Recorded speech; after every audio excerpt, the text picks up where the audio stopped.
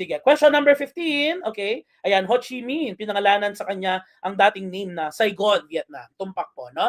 Question 15 ho tayo, last question, no?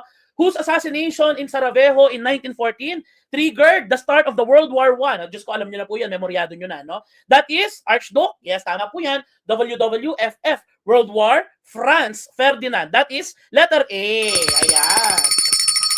No?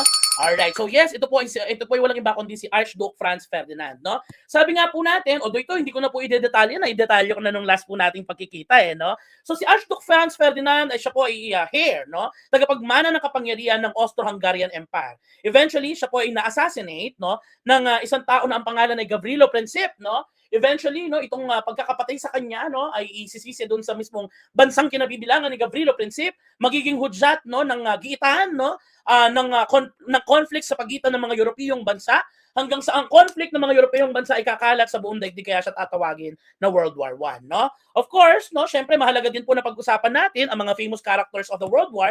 We start with Vladimir Lenin, no? During the time of the World War, no, ito po si Vladimir Lenin ang nag-establish ng tinatawag natin na Soviet Union, no? And he introduced the communist rule in what we call now as Russia, no? It reshaped, no, Russia's political and social system, okay? And eventually, ayun nga po, no, a famous character.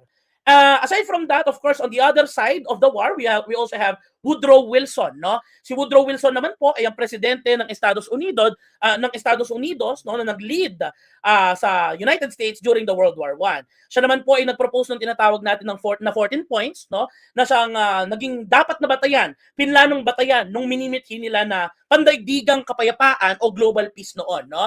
Eventually, ito din po ang magiging inspirasyon, no, ng tinatawag nating pagkakabuo ng League of Nations, no? So nagkaroon ng syempre, no, nagkaroon ng digmaan sa pagitan ng maraming bansa. Matatapos ang digmaan, pero ipopropose niya ang League of Nations na ang mandato ay mapigilan ang susunod na World War. Pero hindi nagtagumpay yon, no, dahil nagkaroon ng susunod pang World War. Nagkaroon ng susunod pang World War II, no? Okay, so yes, ladies and gentlemen, no, dito na natin makikilala walang iba kundi si Adolf Hitler, no?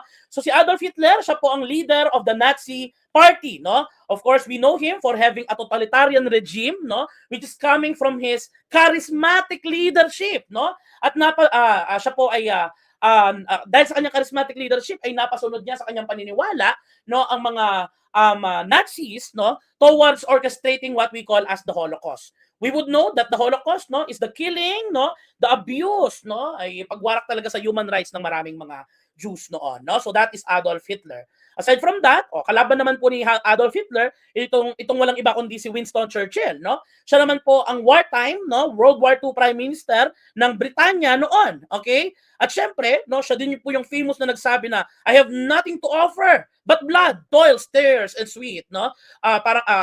Hindi sweat, okay? At siya din po ang eventually nangako, okay? Nagkaroon ng adhikain na dapat matalo, no? Ito pong si Adolf Hitler, no? Eventually, makikilala din po natin sa kwento ng ikalawang digmaang pandaigdig, ito pong si Franklin Roosevelt, no? Siya po ang presidente ng Estados Unidos, leading the country during the time of the Great Depression and of course, the World War II, okay? Sige. Alright.